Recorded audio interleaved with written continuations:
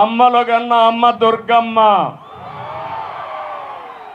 గుణదల మేరీమాత కొలువైన జిల్లా కృష్ణా జిల్లా. యుగ పురుషుడు, తెలుగు ఆత్మ గౌరవం, అన్న ఎన్టీఆర్ పుట్టిన గడ్డ ఉమ్మడి కృష్ణా జిల్లా.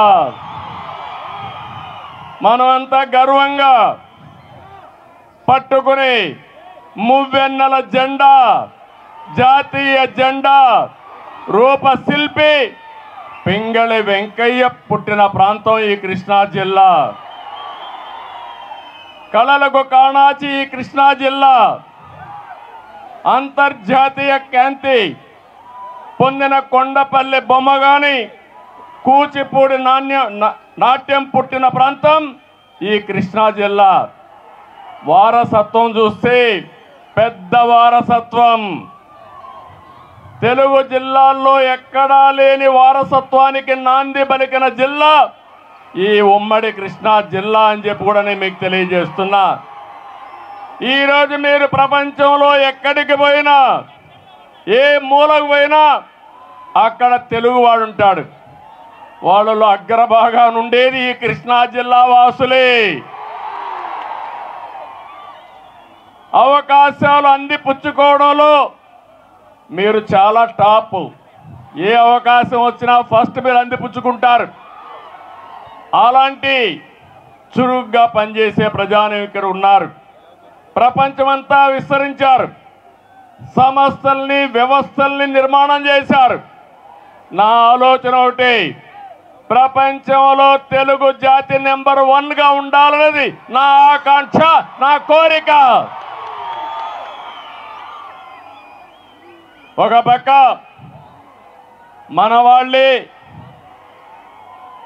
సేవాభావంతో ప్రపంచం మొత్తం కంపెనీలు పెట్టి సేవల ద్వారా ప్రజలకు దగ్గర కావాలని, ఇంకో పక్కన మన వాళ్ళు భారతదేశంలోనే కాదు, ఒక రోజున ప్రపంచంలో రాజకీయాల్లో కూడా మన వాళ్ళు రాణించే పరిస్థితి వస్తుంది. ఇది సాధ్యమని చెప్పి కూడా నేను మీకు తెలియజేస్తున్నా. తెలుగు జాతి గ్లోబల్ సిటిజన్స్గా ఉండాలి. గ్లోబల్ లీడర్గా మారడానికి నిచ్చెనలా ఉపయోగపడింది తెలుగుదేశం పార్టీ. ఆ నిచ్చెన పైన ఎంతమంది ముందుకు ఎక్కగలిగితే, ఎంత ఎత్తు ఎదగలిగితే అంత ఎత్తు ఎదిగే విధంగా కార్యక్రమాలు చేపట్టాం. 25 సంవత్సరాల కంటే ముందు నేను తీసుకున్న నిర్ణయం, మన పిల్లలకు నేను ఇచ్చిన ఆయుధం ఐటీ, అది ఒక ఆయుధంగా మారింది. ఏం తమ్ముళ్ళు, మీ ఊర్లో ఒక్కసారి ఆలోచించండి. నేను చెప్పిన మాట విన్న వ్యక్తి అంతా ఈరోజు బ్రహ్మాండంగా హైదరాబాద్లో ఉంటున్నారు, బెంగళూరులో ఉంటున్నారు, అమెరికాలో ఉంటున్నారు, ఆస్ట్రేలియాలో ఉంటున్నారు.